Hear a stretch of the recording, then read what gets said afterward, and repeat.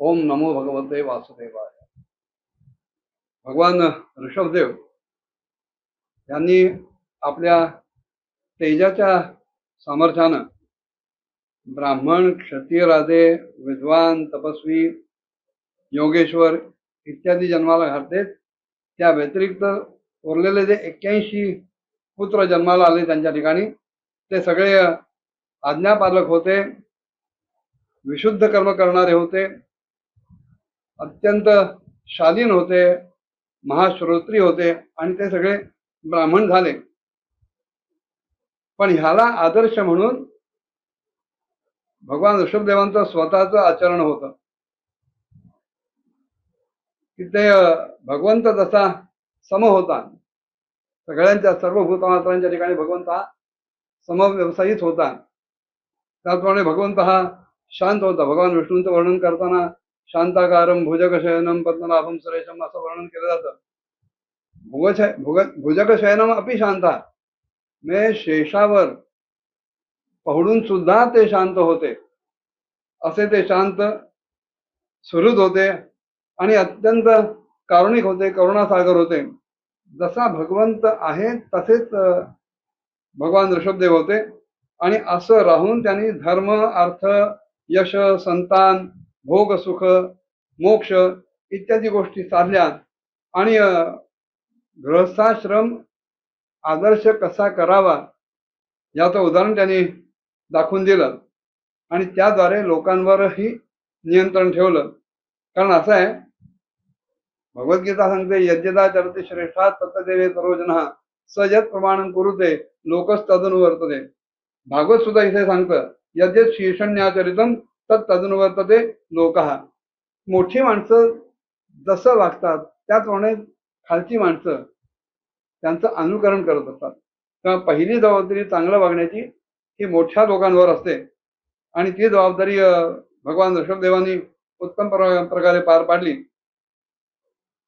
जरी वेदांचं रहस्य त्यांना ठाऊक होतं, ज्यामध्ये सगळ्या धर्मांचं सार सांगितलं गेलंय, असं रहस्य ठाऊक असून सुद्धा ब्राह्मणांनी सांगितलेल्या, त्यांनी उपदेश केल्याप्रमाणे विधिवत सामदानादी रीतीनुसार त्यांनी आपल्या जनतेचं पालन केलं.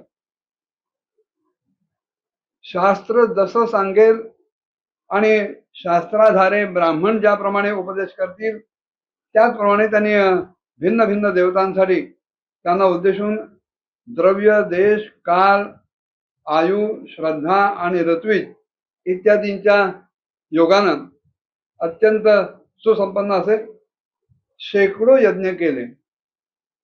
कारण यज्ञ जर सिद्धीला जायला हवा असेल तर पहिली गोष्ट आहे द्रव्य शुद्ध पाहिजे. ज्या ठिकाणी यज्ञ व्हायचा तो देश, ती भूमी ही शुद्ध पाहिजे, स्वच्छ पाहिजे. ज्या काळात यज्ञ करायचा तो काळ अनुकूल असायला पाहिजे, तिथे चांगला मुहूर्त मिळाला पाहिजे, शुभ मुहूर्त मिळाला पाहिजे. जो करणार आहे, यज्ञ करणार आहे, तो सुद्धा आयुष्मान असायला पाहिजे. म्हणजे त्याची सगळी इंद्रिय आणि मन हे सुव्यवस्थित असायला पाहिजे, शाबूत असायला पाहिजे. एवढं सगळं असलं आणि जर श्रद्धाच नसेल तरी सुद्धा तो यज्ञ फुकट जाईल, व्यर्थ ठरेल.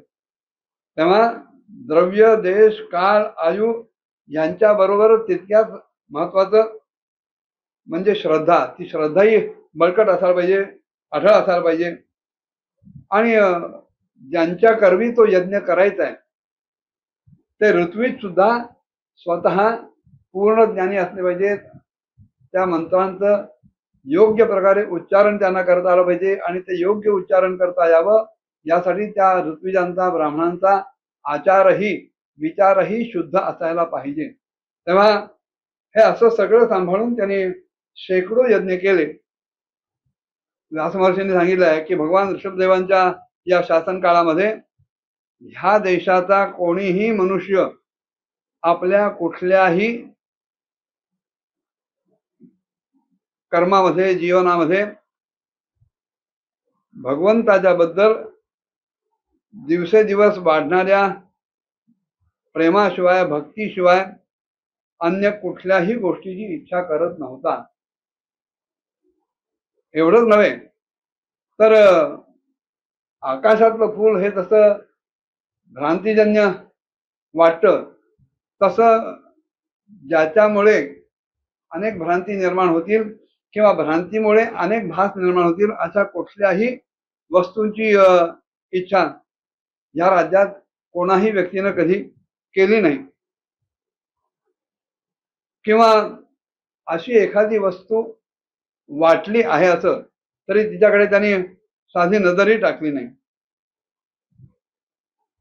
आणि एकदा असंच राज्यकारभार करत असताना भगवान ऋषभदेव हिंडता हिंडता ब्रह्मावर्त देशामध्ये पोहोचले. कारण राजा हा एका जागी स्थिर असून चालत नाही. त्यांना आपल्या राज्यामध्ये प्रजेची नेमकी अवस्था काय आहे, स्थिती काय आहे, त्यांचा विचार काय आहे, त्यांच्या मनात काय काय भावना आहेत हे जाणून घेण्यासाठी सदैव हिंडत राहिलं पाहिजे. चार चक्षुषा राजांना असं म्हणतात.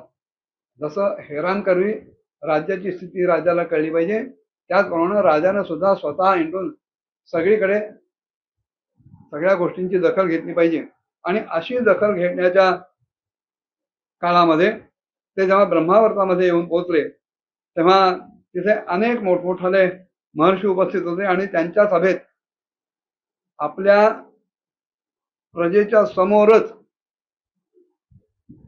आपल्या सगळ्या पुत्रांना त्यांनी उपदेश करायला सुरुवात केली. आणि या ऋषभदेवांचे पुत्र सुद्धा अतिशय समाहित चित्त होते, विनयशील होते आणि प्रेमपूर्ण होते. मग त्यांनी तो जो काही उपदेश केला तो उपदेश नेमका काय होता पुढच्या भागात बघूया. ओम नमो भगवते वासुदेवाय.